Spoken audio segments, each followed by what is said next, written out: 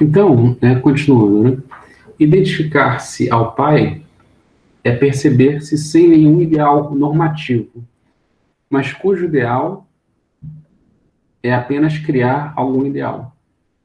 Então, identificar-se ao pai é perceber-se sem nenhum ideal normativo, mas cujo ideal é apenas criar algum ideal, dar alguma orientação, nos fornecer algum horizonte, sendo a paisagem inventada por cada sujeito e seus percursos. Então, veja, isso daí é um ponto meio complexo, né? Que, por um lado, identificar-se ao pai, né, no sentido que o Lacan deu desde o início da sua obra, é tornar-se como alguém. Então, por exemplo, lá no caso da Marguerite Anzier, né, do caso Aimé, ela se identifica com uma mulher, né, de letras, uma atriz, né? Então, é agir como aquela pessoa, pensar, sentir e agir como aquela pessoa. Então, por um lado, identificar-se tem a ver com se identificar-se a alguém, a algum modelo. Então, na nossa cultura tem sim um modelo, tem modelos, né? O modelo é masculino, o modelo é heterossexual, o modelo é de força, potência, às vezes até de violência. Não tem modelo, sim. Tem modelos de conduta, né? A gente deu alguns exemplos de política, por exemplo, né? Tem esses dois modelos aí, existem vários outros, mas tem esses dois modelos que na política brasileira ficaram bem fortes, né? Como Bolsonaro e Lula, né? Dois modelos muito diferentes, né? Um pai que fica usando um dedinho em riste, né? Como uma arma, e um outro pai que não tem dedo. Você veja, são dois pais completamente diferentes, né? Um pai que é um dedo agressivo e outro pai castrado, que não tem dedo, né? Então são dois modelos de pai completamente distintos, né? Então existe sim um ideal normativo. Mas por outro lado, o nome do pai, como metáfora, ele é vazio. Então é uma distinção sutil, mas que faz toda a diferença. O nome do pai como ideal, como modelo, como metáfora, ele é vazio. Porque é isso. Pode ser ocupado seja pelo dedinho e rixa ou pela falta de dedo. Pode ser ocupada por, sei lá, diversos outros modelos. Tem dois modelos que eu dei aqui, porque a nossa sociedade brasileira, a gente, do ponto de vista da política, criamos esses dois modelos, do pai da nação, né? Mas podemos ter vários outros, né? Podemos ter a mãe da nação, já tivemos a Dilma, né? E olha só o que fizemos, né? Com a mulher, né? Na presidência da República, né? Pelo contrário, né? A gente só viu como que esse ideal paterno, masculino na nossa sociedade, ele é extremamente violento, né? O que fizemos com a imagem da Dilma, por exemplo, nos postos de gasolina, quando a gasolina estava mais barata, inclusive, do que está hoje no governo Bolsonaro, né? Então, foram coisas muito violentas que foi feito com ela, né? Para a gente perceber o quanto que a nossa sociedade é assim marcada por um tipo de ideal. Agora, a metáfora paterna, o nome do pai em si, é uma forma vazia, que a gente pode colocar uma mulher, pode colocar diversas formas de masculinidade. É apenas um ideal, que dá alguma orientação, nos fornece algum horizonte. Então, cada um vai inventar sua paisagem de acordo com seus percursos. Então, esse é o paradoxo da questão lacaniana do nome do pai, né? E, por um lado, do ponto de vista como metáfora, como forma, é isso, ele é vazio. Mas, por outro, a gente sabe muito bem, concretamente, que o ideal ele tem, historicamente, algum tipo de modelo. E na nossa cultura, sim, o ideal masculino, heteronormativo, produtivo, capitalístico e, às vezes, bastante violento também. Mas não deveria ser assim, né? Ou seja, deveríamos aceder à percepção de que devemos ter algum ideal, mas não ter um modelo de ideal, né? Devemos inventar os nossos próprios modos, né? E não nos fixar um modelo. Então, o declínio da imagem do pai é a percepção do desejo e sua inadequação. Obviamente, as consequências culturais desse declínio ainda estão sendo sentidas pelo Ocidente. Então, o declínio da imagem do pai é essa ideia de que essa imagem antiga do pater potestas, essa imagem antiga do pai, do rei, do imperador, do homem fálico, é inadequado, não serve mais, né? Então, essa percepção vem crescendo no Ocidente ao longo dos últimos séculos. Então, é bem provável que isso continue. Então, as lutas políticas que a gente está vendo hoje, as lutas de gênero, as lutas raciais, as lutas pela orientação sexual divergentes, as lutas das populações minoritárias, indígenas, sem teto, sem terra, todas essas lutas só estão evidenciando isso, que esse declínio dessa imagem, dessa identificação desse modelo não serve mais, esse modelo. Ou seja, é isso, né? É o declínio da imago. Então, essa imagem que se fixou para nós como modelo de identificação não nos serve mais. E significa isso, que nosso desejo é vazio, que a gente quer outra coisa. E nesse caminho, né, é bem provável, né? Eu, pelo menos, penso por aí, né? Parece que as coisas se encaminham por aí, que seja necessário, como Lacan fala, inclusive, no Seminário 20, né? Sobre o gozo outro, que é o gozo feminino, é bem provável que a gente precise se encaminhar para fora dessa lei fálica para um gozo feminino, assim, para um gozo outro, que não é o gozo fálico, o gozo masculino, que domina o Ocidente há milênios, né? Que, aliás, domina o Ocidente há séculos e domina o mundo inteiro há 10 mil anos, né? Desde o surgimento e da hegemonia do patriarcado. Então é necessário ultrapassar isso, não há dúvida. Se nós não ultrapassarmos isso, esse modelo do patriarcado, do modelo do gozo masculino, as consequências serão terríveis, já estão sendo sentidas por nós, né? A destruição ecológica é um bom exemplo disso. A crise climática, a crise ecológica é um bom exemplo disso. É o homem predatório, o homem fálico, que destrói tudo, né? Competitivo, né? Então esse ideal de competição, de violência, esse ideal fálico masculino, ele não serve mais. A gente precisa do outro modelo, a gente precisa oscilar para o outro.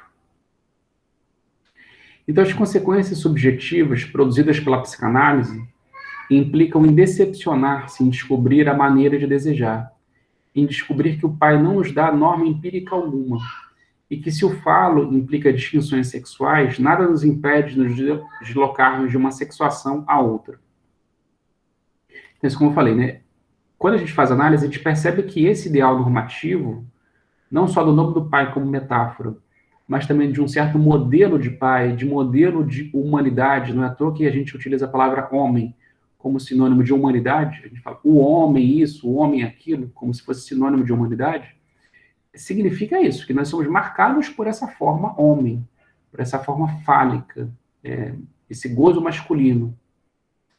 Então a gente é marcado por isso. Então quando a gente faz análise, a gente percebe que nós, homens e mulheres, somos marcados por isso. E a gente percebe a decepção com isso. E a gente tem que se decepcionar com isso. Nós temos que nos decepcionar com nós mesmos e pela nossa própria maneira como nós fomos subjetivados por isso. É por isso que tem um certo momentos da análise que é um saldo meio melancólico. É difícil fazer análise porque tem processo de entristecimento na análise. Porque é necessário se entristecer, é necessário se decepcionar. É necessário certos processos de abandono, né? É necessário abandonar certas formas para que a gente já possa escolher e se direcionar para outras formas. Então é necessário se decepcionar para descobrir outras maneiras de desejar. Mas também é interessante descobrir que, nesse sentido, que o pai como metáfora, né? Não é o pai empírico, mas o pai como metáfora, ele não nos dá norma empírica específica, mas a gente tem que encontrar a nossa própria forma. E se o falo implica distinções sexuais, nada nos impede de nos deslocarmos de uma sexuação a outra. É o que o Lacan vai falar no Seminário 20, né? De que independente se você é homem ou mulher biologicamente, independente se você se identifica com um gênero ou outro, então, por exemplo, eu posso ser homem biologicamente e me identificar com o gênero feminino, posso me considerar uma mulher, mesmo se eu não tiver feito nenhuma operação, tá? Se eu não tiver feito nenhuma operação de redesignação sexual, mesmo se eu, inclusive, se eu tiver uma expressão de gênero masculina, isso é o que é o mais impressionante, eu posso me identificar, né? Porque a gente sabe, né? Identificação é um como, né? Eu posso me identificar como mulher e vice-versa. Então, assim, é o que os estudos de gênero vêm fazendo essas distinções. Né? Uma coisa é o macho e fêmea, no sentido biológico. Outra coisa é o homem e a mulher, no sentido da cultura. Homem e mulher, obviamente, são posições discursivas, são posições culturais. ser homem e ser mulher é uma identificação social e cultural, né? Mas eu posso me identificar diferente do que a sociedade me identifica. Então, a sociedade pode me identificar como homem, mas eu posso me identificar como mulher. E a gente viu, né, desde ontem, né, que o processo de identificação é um processo muito singular, né? Eu não posso tomar como modelo a mulher e não o homem. Então, eu posso me identificar como mulher. No entanto, expressão de gênero já é uma terceira coisa. Então, sexo sexo biológico, macho e fêmea. Gênero, masculino e homem e mulher. Gênero é discursivo, é um processo social discursivo que nos identifica. Mas eu mesmo, cada um pode se identificar de uma maneira distinta, como homem ou como mulher. Outra coisa é expressão de gênero, ou seja, a maneira como socialmente eu expresso o gênero. E aí, uma pessoa que se identifica como mulher pode se expressar de maneira masculina. Então, tem bastante isso, né? E vice-versa, uma pessoa que se identifica como homem pode ter uma expressão de gênero feminino. Então, são três coisas distintas: sexo biológico, gênero, expressão de gênero. Agora, outra coisa é o que o Lacan fala no Seminário 20, que é modo de sexuação. O modo de sexuação é uma outra coisa. Que o modo de sexuação é uma forma de gozo, que a gente vai ver daqui a pouco. É uma forma de gozar. Então, uma pessoa pode ser biologicamente macho, pode ser identificado como homem, e se identificar como homem também, pode ter uma expressão de gênero masculina e pode ter uma forma de gozar feminina. Pode ter um gozo feminino. Então, veja, o negócio é bastante complicado, assim, né? E tem vários níveis distintos. Então, se o falo implica distinções sexuais, né, a gente pode se deslocar de uma sexuação para outra, né? Então, veja, então, é o que eu dizia antes do intervalo, né?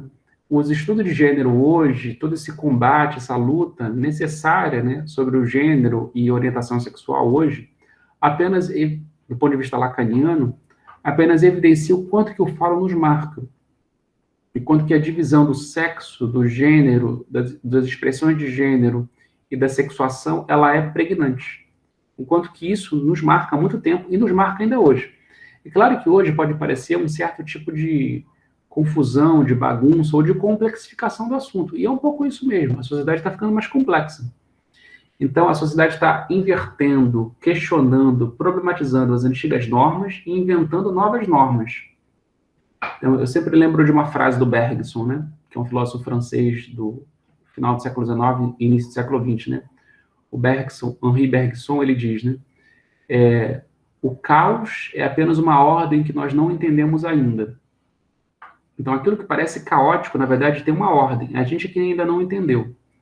Então, o mundo hoje vive um grande conflito, uma grande luta na questão do gênero e da sexualidade, da sexuação.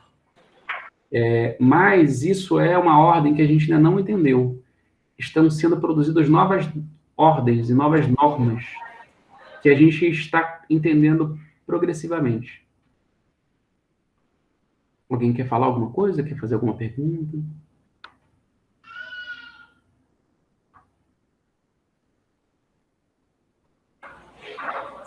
Quero, só vou fechar aqui a janela rapidinho, só um instante. Sim.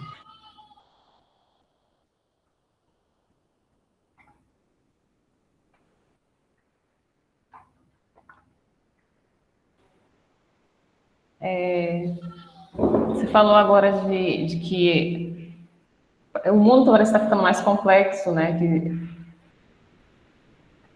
Eu entendo o processo de individuação, ontem e hoje, na verdade, você recapitulou. Talvez porque estão se tendo mais, não sei se abertura seria a palavra, mas mais possibilidades de individuações, né? Uhum.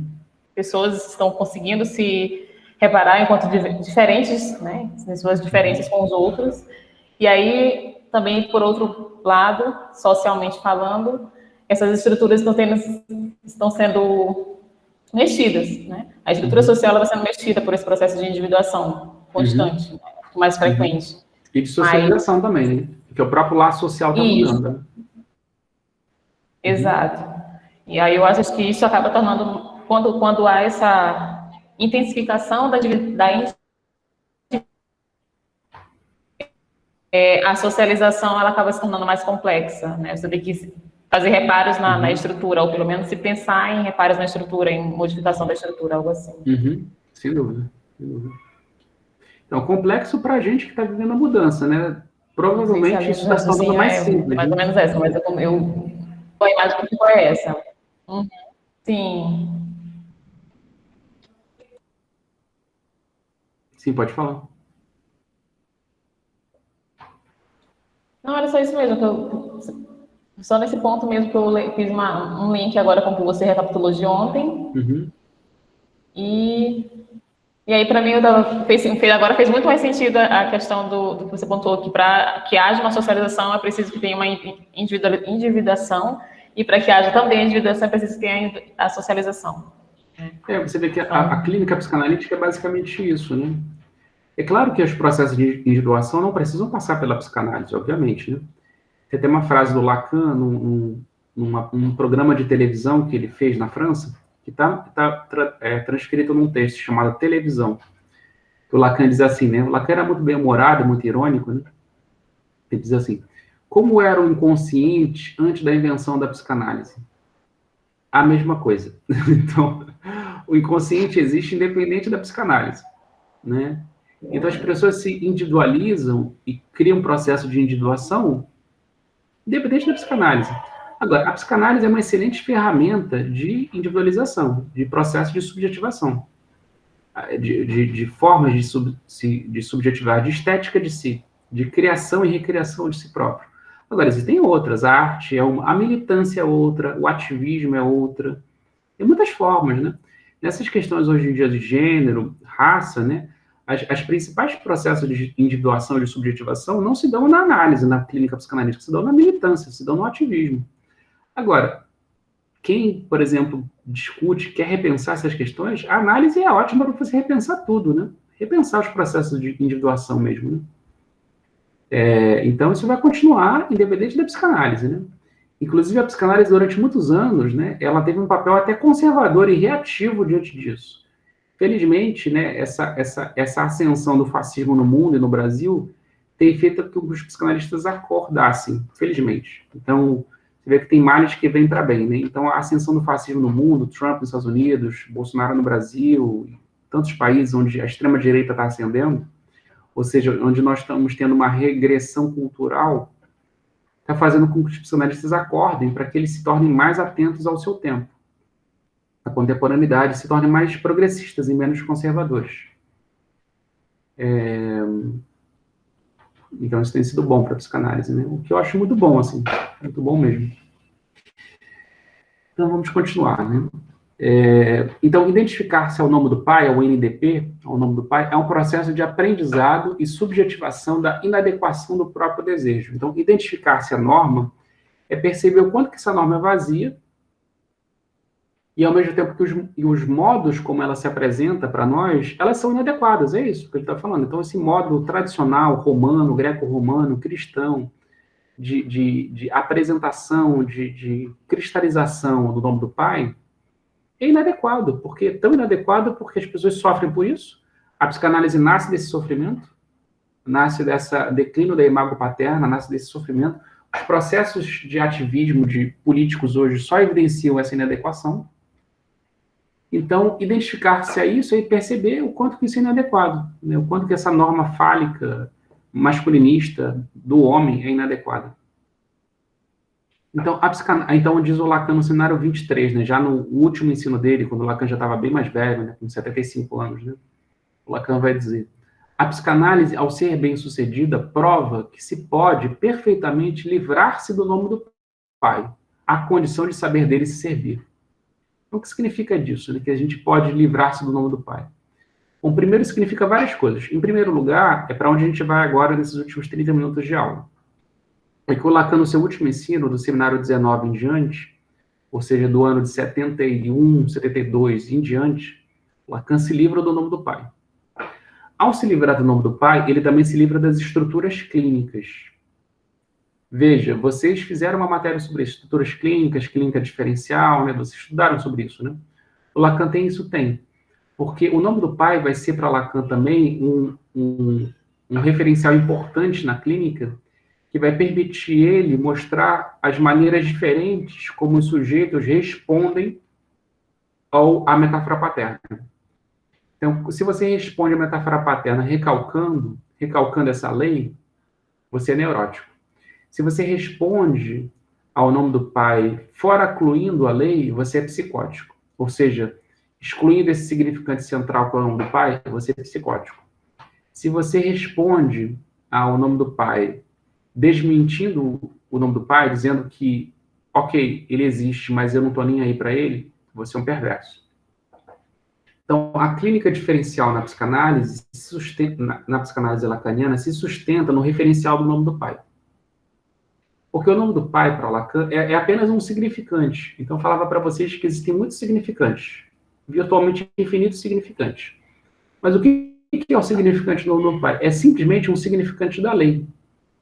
Pode ser qualquer um, que amarra o processo de socialização e que amarra também o processo de individuação, ou seja, que amarra o sujeito, enquanto que ele vive entre esses dois polos, o indivíduo e a sociedade.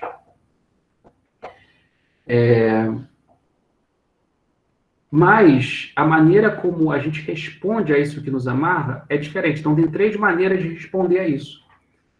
Recalcando, modo neurótico. Foracluindo, modo psicótico. Desmentindo, modo perverso. São 3 maneiras diferentes de responder à lei social. O perverso é aquele que diz assim, ok, a lei existe, mas não funciona para mim. Eu vou fazer o que eu quiser. O neurótico é aquele que finge que a lei não existe. Ou melhor, não é nem que finge que a lei não existe, que ele recalca mesmo, assim, ele esquece que a lei existe. E é por isso que ele responde perfeitamente à lei, porque ele esquece que a lei existe. É que nem quando você aprendeu a dirigir. Você não fica pensando nas leis de trânsito, nem no que você tem que fazer com o automóvel, passar a marcha, olhar para o lado. Você nem pensa nas regras, você executa as regras. Então, é como o neurótico. O neurótico, ele recalca para melhor executar. É por isso que o mais submisso à lei paterna, ao nome do pai, à lei do desejo, é o neurótico. É por isso que a maior parte da população é neurótica. O neurótico recalca para melhor executar a lei. O perverso, a população, é uma porcentagem pequena da população, talvez 3, 5%, eles dizem, isso existe, mas não funciona para mim, eu sou mais esperto que essa lei, eu vou criar minha própria lei. É o desmentido do perverso. O psicótico, que também é uma porcentagem pequena da população, eu diria isso, que do ponto de vista estatístico, o neurótico é a grande maioria, e existe a exceção para mais e para menos, né? A exceção para mais é a do perverso, que aceita que ele existe para os outros, e ele vai inventar a própria lei, ele desmente. E o para menos é o psicótico, que vai foracluir a lei, ele vai pegar esse significante e vai foracluir, ou seja, ele vai colocar fora, ele vai pegar esse significante, que deveria ser um significante central, e ele vai transformar esse significante num significante dentre outros. Então, para o psicótico, o significante da lei é só um significante dentre outros. O que isso produz para a psicose? Uma grande desorganização, uma desorganização de pensamento. Porque se não há um significante que amarre todos os outros, tudo fica muito desamarrado, e difuso, e disjunto, e desorganizado. O neurótico não. Na medida que o neurótico recalcou que existe um significante central, o significante central funciona perfeitamente, amarra tudo, e o neurótico cumpre a lei sem pensar nela. Cumpre as regras sem precisar pensar nela. O perverso não. O perverso identifica claramente a lei, mas ele não quer segui-la. Né? Ele finge, ele desmente que ela funcione para ele.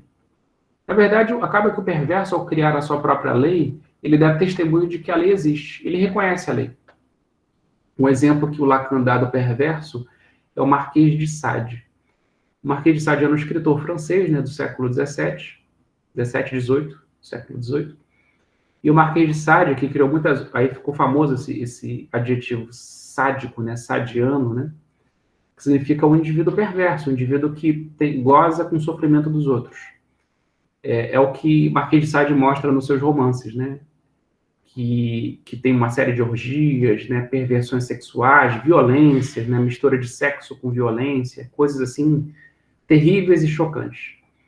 Mas o que o Sade mostra com isso? O curioso é que nas obras do Marquês de Sade, ele evidencia que existe, ele, por exemplo, né, e nas suas obras ele mostra que ele quer negar o Deus cristão.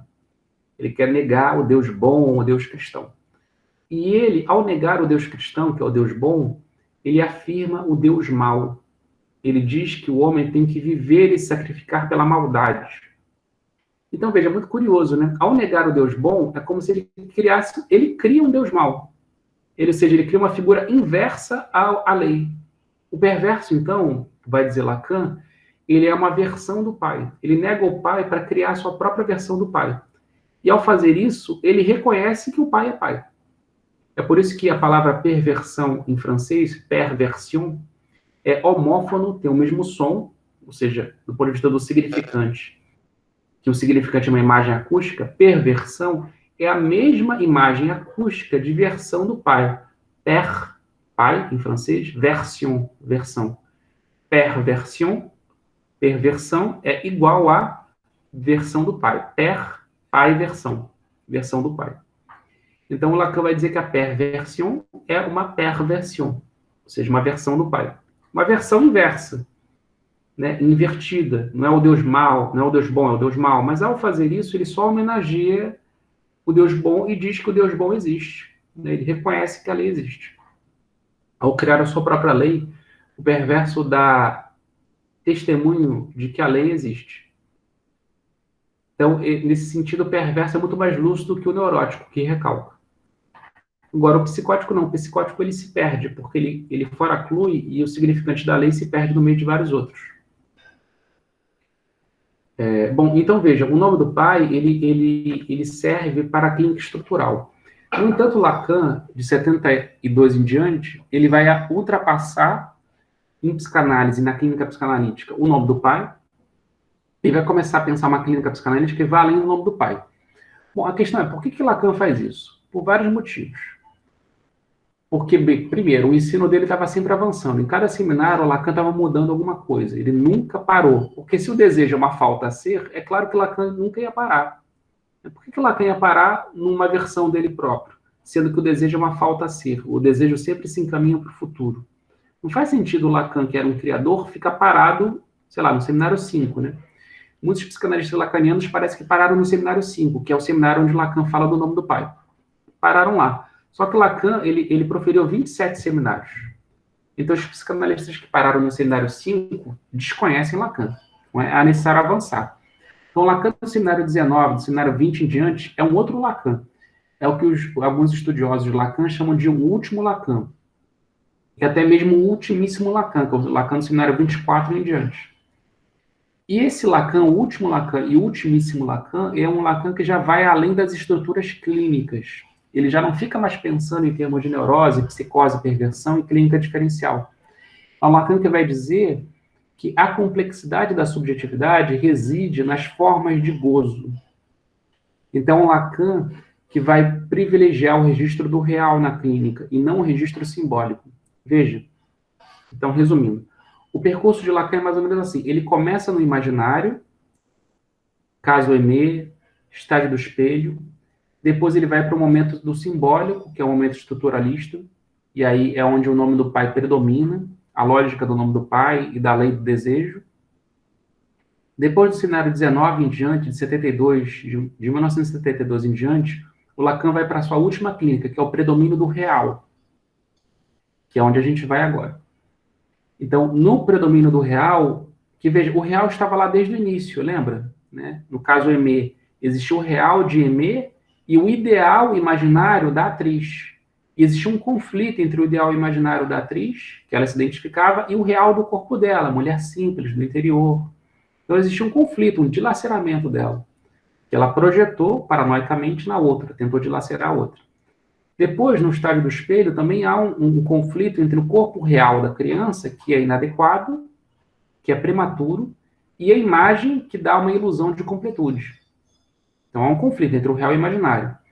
Quem faz essa articulação é o simbólico. né? É a voz da mãe. Assim como no caso Emê, quem faz a articulação entre a inadequação real de Emê, enquanto corpo singular, e a imagem ideal da atriz, quem faz a articulação são os processos de individuação e socialização. Ou seja, a linguagem, o simbólico, já estava ali, mesmo que Lacan ainda não chamasse isso de simbólico. Então, também na imagem do espelho, também já tem a dimensão simbólica aí, invisível, é a voz da mãe. Depois, no momento estruturalista de Lacan, que é o que a gente tem visto desde ontem, a dimensão simbólica ganha predomínio. É aquilo que eu falei com vocês de regra do jogo, inconsciente simbólico, inconsciente estrutural, inconsciente linguístico, é tudo isso. Então, o predomínio do simbólico, o simbólico ganha aí o predomínio, ele emerge. E o real, onde é que está o real aí, nessa dimensão do simbólico? Está onde sempre esteve, no corpo erógeno, nas pulsões. Porque, veja, se o desejo é uma falta a ser, se o desejo é uma inadequação, se o desejo ele é indeterminado, por que ele é indeterminado? Eu falei isso ontem, porque a pulsão é indeterminada. O real do corpo é indeterminado, porque o corpo biológico humano ele não tem instinto, porque o corpo humano nasce inadequado, nasce prematuro. O humano não tem uma determinação dada pela biologia, ele já nasce prematuro. Então, o que vai completar o humano, à medida que o humano nasce prematuro, é a linguagem. Mas essa prematuridade humana nunca passa, porque é a dimensão pulsional que faz com que a gente possa usar qualquer objeto para satisfazer para satisfazer um desejo, né? Ou uma necessidade premente do corpo. Qualquer objeto serve para isso. Então, assim, não é o seio da mãe que satisfaz a boca do bebê, mas pode ser o dedo, pode ser a chupeta, pode ser qualquer coisa. Então, o fato de que o homem é prematuro e precário do ponto de vista biológico, seja quando ele nasceu, seja sempre, porque o corpo humano é sempre prematuro, sempre inadequado, sempre precário, esse caráter que Freud chamava desse caráter desamparado do humano, precário mesmo, faz com que ele possa inventar qualquer coisa para suprir as suas necessidades e, mais ainda, o seu desejo. Então, veja, aquilo que antes era um negativo, a negatividade do desejo como falta a ser, vai passar a ser, na última clínica do Lacan, algo positivo. Ou seja, aquilo que era invisível, aquilo que era desconhecido, o caráter vazio, em falta da subjetividade, se torna positivo. O que é essa positividade? São as pulsões. É o real do corpo erógeno. É a pulsão, que como força constante e exigência de trabalho, implica que a gente invente o objeto para gozar. Se a gente inventa o objeto para gozar, significa que nenhuma estrutura pode nos determinar absolutamente. Que a gente também reinventa as estruturas. É isso que a gente falava ontem, né? Seja do ponto de vista individual, seja do ponto de vista social. As estruturas podem mudar do ponto de vista individual e social, porque o corpo erógeno e as pulsões estão sempre reinventando as estruturas. Ou seja, usando do simbólico, usando da linguagem para os seus próprios fins. Então a gente entra na última parte, né? Que é da clínica do Lacan e do pensamento do Lacan, que é o real. Então, o predomínio do real. O real e suas formas de gozar. Então, Lacan, a partir dos anos 1960, que são anos cruciais, porque é o ano da transição do Lacan, do predomínio do simbólico, da década de 50, para o predomínio do real, da década de 70.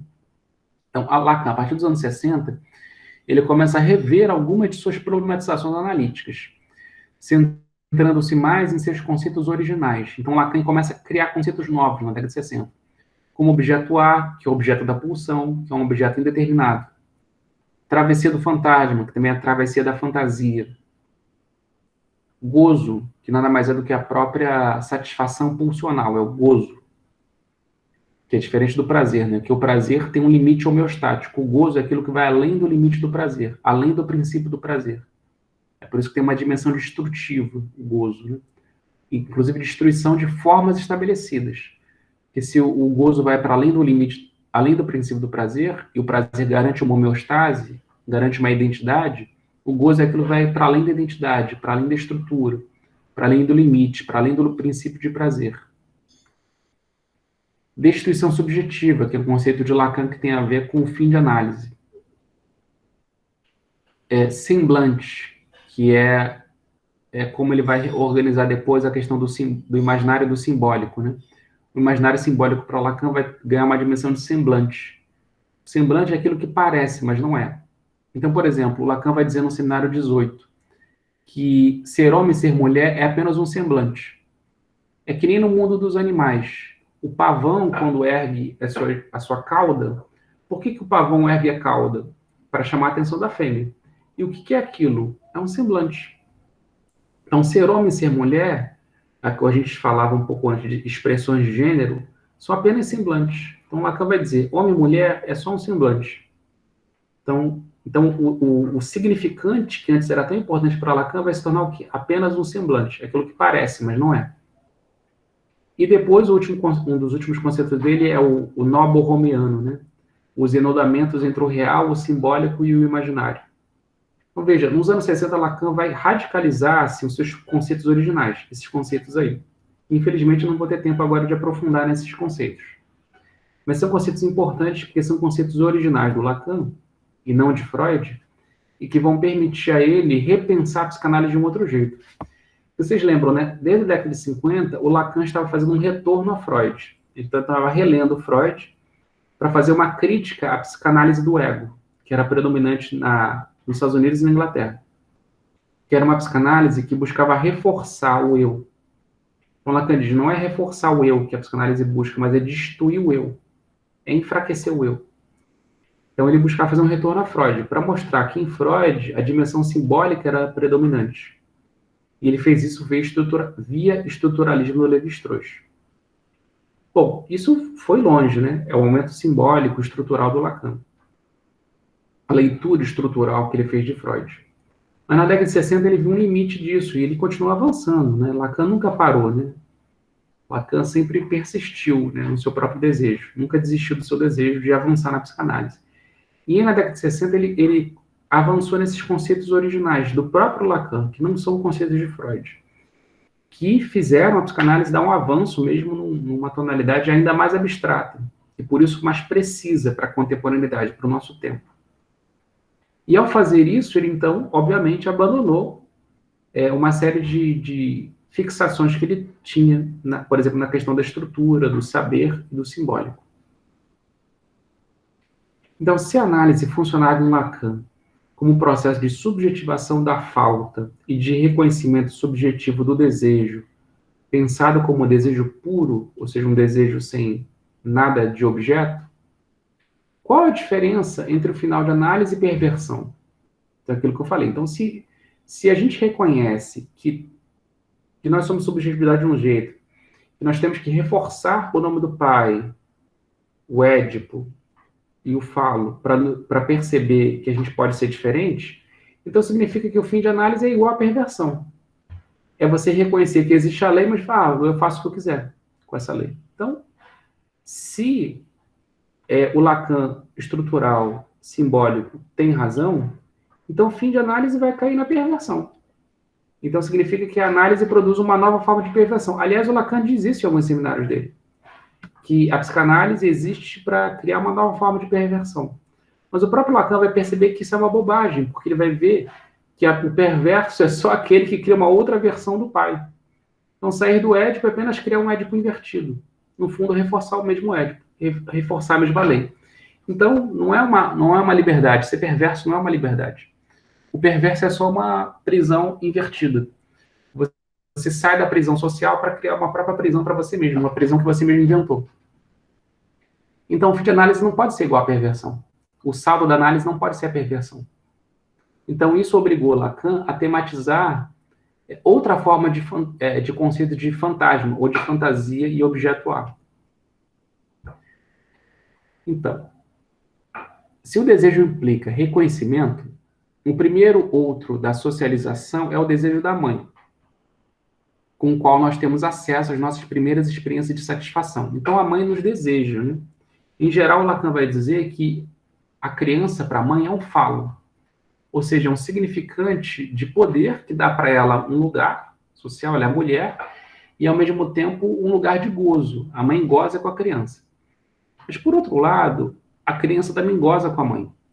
E é com o desejo da mãe que a criança, então, a criança ocupa esse lugar de fala para a mãe, de objeto de desejo da mãe, e a criança goza com esse lugar, de ocupar esse lugar de objeto de desejo para a mãe, esse lugar de ilusão de completude para a mãe. Depois a criança vai descobrir que ela não é um completo desejo da mãe, que a mãe quer outras coisas além da própria criança. Mas essa ilusão é importante, porque a criança vai tendo as suas primeiras experiências de satisfação com quem ocupa esse lugar da função de mãe. Como eu falei, pode ser um pai também. Alguém que cuida, que acalenta, que dá carinho, que alimenta. Enfim, que se satisfaz com a criança e que também dá satisfação para a criança.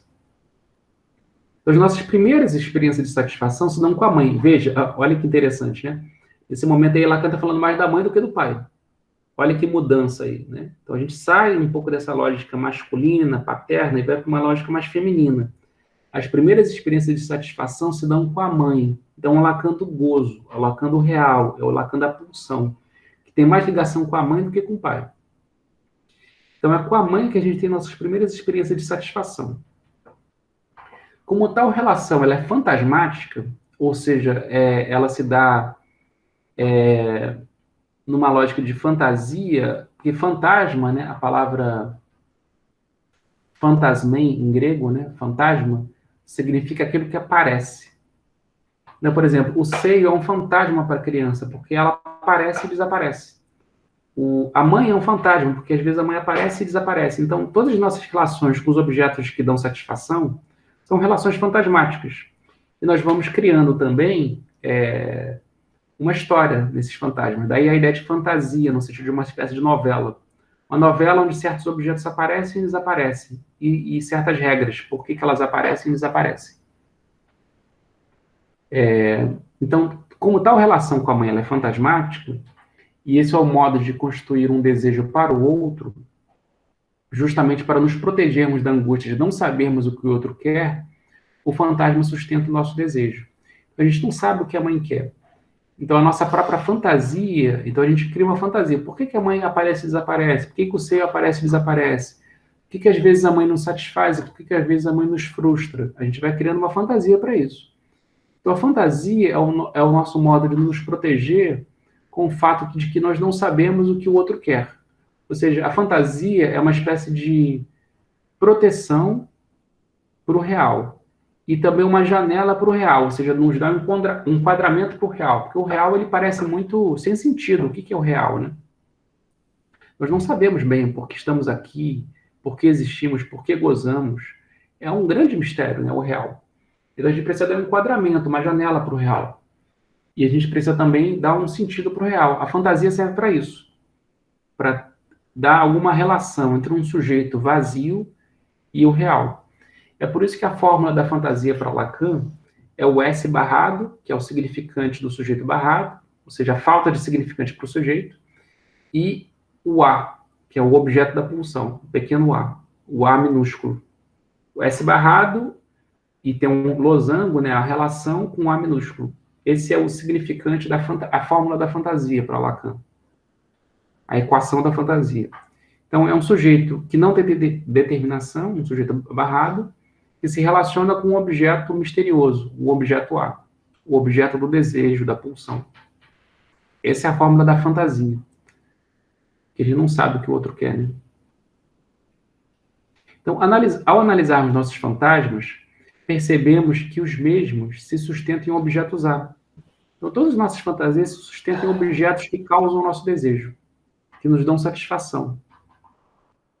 Oriundos das pulsões parciais de nossos primeiros objetos de satisfação. Então, por exemplo, a zona erógena da boca. Qual é o objeto A da boca? Qualquer coisa que traga satisfação para a boca. Pode ser o dedo, pode ser o seio da mãe, pode ser um cigarro, pode ser o pênis, pode ser a vagina, pode ser o que você quiser, pode ser um pirulito, pode ser um microfone, pode ser falar. Falar também é uma forma de satisfação oral. Assim, qual o objeto real que satisfaz a zona erógena da boca, a zona erótica bucal? Pode ser qualquer objeto. Então, esse é o objeto A. É o objeto que satisfaz a zona erógena. É o objeto que permite a satisfação da pulsão. Como a pulsão é indeterminada, qualquer objeto o objeto da pulsão é indeterminado. Esse é o objeto A. É aquilo que Freud fala nas pulsões e suas vicissitudes. O objeto da pulsão pode ser qualquer objeto. Esse é o objeto A. Então, as nossas fantasmas se sustentam em objetos A, que são oriundos das pulsões parciais, né? Boca, ânus, órgãos genitais, olhos, os objetos A dos olhos, né? Instagram, né? Como eu falava ontem, né? Você ficar vendo fotos. É o objeto da pulsão, pode ser aquela foto, pode ser a outra, pode ser qualquer coisa que você resolva ver. O objeto da pulsão é invocante, né? O objeto do ouvido, né? Daquilo que você ouve. Qualquer objeto que você escuta, qualquer imagem acústica. Então, esse é o problema. Como nós não podemos dissolver os vínculos afetivos aos objetos que causam o nosso desejo, Lacan acabará por abandonar a noção de desejo puro. Então, essa ideia de um desejo puro, de um desejo que é uma pura falta a ser, de um desejo indeterminado, absolutamente, que simplesmente é um vazio, né? Lacan abandona isso, né? Lacan vai dizer, então, por exemplo, no final do seminário 11, que o desejo do analista não é um desejo puro. É o último parágrafo do seminário 11, ele vai dizer, o desejo do analista não é um desejo puro. O desejo do analista é o desejo da diferença absoluta. E o que é a diferença absoluta? É aquilo que é o confronto do sujeito com a lei, que vai fazer ele se defrontar com aquilo que de fato ele quer, o objeto que causa o seu desejo, ou seja, o objeto A, o objeto real. Então, agora eu vou ir muito rápido, pessoal, porque o tempo já está acabando e pediram para eu terminar 10 minutos antes, tá? Então, é a partir da singularização das experiências com os objetos A, então cada um vai ter que encontrar a sua própria maneira de gozar com esses objetos, causa de desejo, e do fantasma que os conforma, que os enquadra, que podemos atravessar o fantasma. Então, só é possível atravessar o fantasma pelo próprio fantasma. Só podemos atravessar a fantasia pela própria fantasia. A janela do real tem que ser atravessada, mas é necessário que tenha uma janela para o real. Então, redirecionando nossas relações com a satisfação. Então, veja, se nós estamos fixados num objeto pulsional, a gente pode trocar ele por outro. Agora, o que a gente não pode trocar é algum tipo de satisfação. Algum tipo de satisfação nós temos. É por isso que a pessoa que abandona o cigarro vai chupar bala, por exemplo. Então, assim, algum tipo de satisfação oral a pessoa vai ter. Então, ela vai ter que trocar um objeto por outro. Então, a gente vai atravessar o fantasma, mas vai ter que redirecionar as suas relações com a satisfação, promovendo um descentramento do eu e uma destituição subjetiva. Então, o antigo eu, a antiga forma de ser sujeito, decai. Então, é isso que a psicanálise busca. O fim de análise agora para de ser a perversão para ser uma espécie de destituição subjetiva. É quando a antiga forma de ser cai. Cai igual ao objeto A. Porque o objeto da pulsão, o Lacan vai dizer desde sempre, e Freud também, é sempre o objeto perdido. A gente repete, ou seja, pede de novo, repetição. Repetição. Petição significa pedir, né? Repetição significa pedir de novo. A gente repete porque a gente perde. Então, a gente busca o objeto da pulsão porque a gente goza e perde o objeto. Então, o objeto cai. Então, o objeto cai junto com o sujeito. Né? Então, é uma destituição subjetiva. E isso implica um descentramento do eu. Então, significa flexibilizar suas maneiras de gozar. Então, o real e seu gozo pulsional implica uma dissolução de si, uma experiência sublime, né? Sublime que vai além do belo, além da forma, e trágica, porque tem uma experiência de dor e de laceramento aí também. Então, sublime e trágica, é boa e ruim, né, ao mesmo tempo, né? Onde a satisfação se mescla com uma espécie de horror, né? Um horror de que você não tem identidade e que você vai ter que inventar a sua própria identidade, que será sempre precária, inclusive. Então, nessa dinâmica pulsional, a pulsão de morte, que Lacan vai pensar como a única real, implica a transformação radical de nossos desejos, uma espécie de morte simbólica. Então, tal segunda morte seria impossível. Impossível a gente mudar a nossa forma de ser. Mas o real é justamente da ordem do impossível, daquilo que excede nossa capacidade de simbolização e transposição em imagens. Quando a gente pensa em impossível, impossível é aquilo que é impensável também. Mas só é impensável porque a gente está dentro de um horizonte simbólico, imaginário, que nos dá um limite para o pensamento e um limite para o gozo também. Então, o real ele é o impossível, não porque ele não aconteça. Porque quando o impossível acontece, a própria fronteira entre o possível e o impossível muda. Houve um tempo em que diziam que o homem voar, que o humano voar, é impossível, até que o humano voou. Houve um tempo que dizia que era impossível que o homem fosse até a Lua, até que o homem foi. Hoje dizem que é possível que o humano vá até Marte, mas o humano vai. Diziam que era impossível que o homem virasse mulher e a mulher virasse homem, até que isso se tornou possível. Tudo que é impossível numa época passa a ser possível em outra. É isso que é o real em psicanálise, é o impossível até que ele se exerce. Então, o impossível é da ordem do simbólico e imaginário, mas o real é aquilo que força o simbólico e imaginário a mudar. É aquilo que nós falávamos antes da mudança da estrutura. Então, a mudança da estrutura individual e social só acontece quando o corpo real força isso. Quando a busca de satisfação do corpo vai forçando os limites do simbólico e do imaginário. Ou seja, o Lacan vai chamar de ato analítico. O ato analítico é um ato revolucionário, porque ele não é uma interpretação. Porque a interpretação está dentro do horizonte do possível, simbólico e imaginário. O ato analítico é aquilo que franqueia o impossível. É um ato revolucionário que muda as próprias regras do jogo. A interpretação é aquilo que funciona dentro da regra do jogo. O ato analítico é aquilo que vai além da regra do jogo, que recria a própria regra. Então, veja, não é mais uma falta, é o excesso. Tal ponto de excesso só pode ser franqueado por meio de um arranjo singular, um ato analítico, um saber fazer com sintoma, com o ato e com o tempo. É uma coisa que o Lacan vai dizer muito no seminário 23, né? A importância do saber fazer do inconsciente. O inconsciente é o problema de saber fazer. Então, o saber do inconsciente é um saber fazer, com seu próprio gozo. Por isso, a estrutura clínica vai perder o predomínio na última clínica do Lacan. E o mais importante na clínica psicanalítica não é a clínica diferencial, você saber se o paciente é neurótico, psicótico, perverso, mas saber quais são as formas singulares como o sujeito lida com a sua fantasia e como ele pode mudar, como ele pode gozar de outras formas. Então, são as formas de gozar. É por isso que no seminário 23, o Lacan vai apresentar 1000 enodamentos diferentes. Porque ele quer mostrar que as maneiras de enodar o real, o simbólico e o imaginário são virtualmente infinitas. Ou seja, cada um enoda o real, o simbólico e o imaginário de uma maneira singular, única.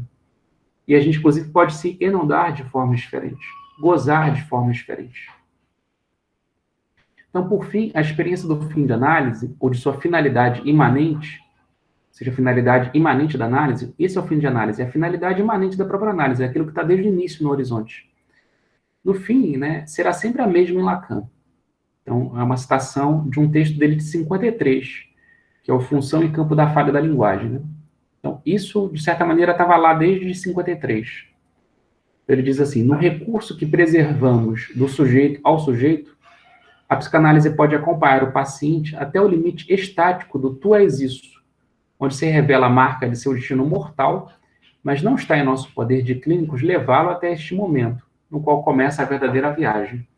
Então, o fim de análise não é o fim, é o começo. É um começo de uma experiência de autodeterminação, né? E de experiência mesmo, né? Onde o sujeito vai ter que mudar.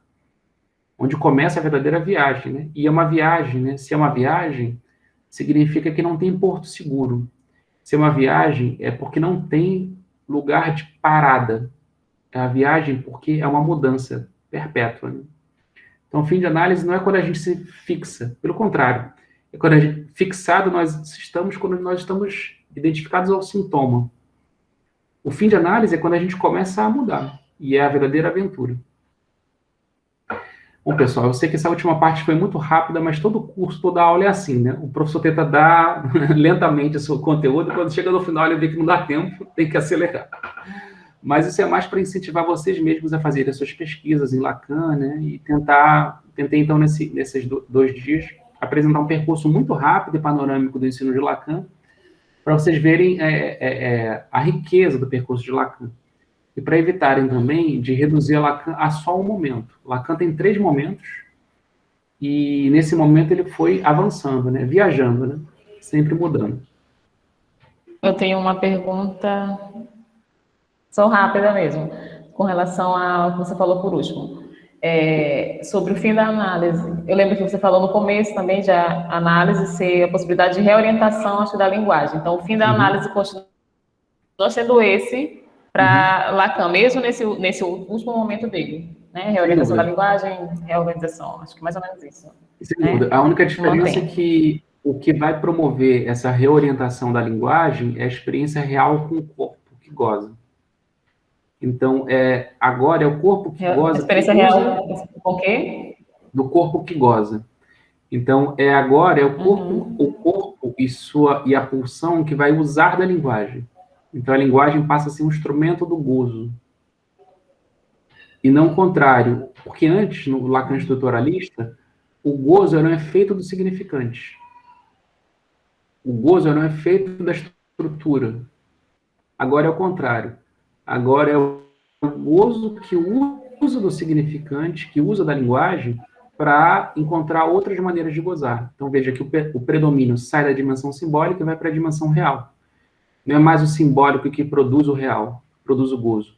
Agora é o gozo, o real, que usa da linguagem para se reorientar, para atravessar a fantasia.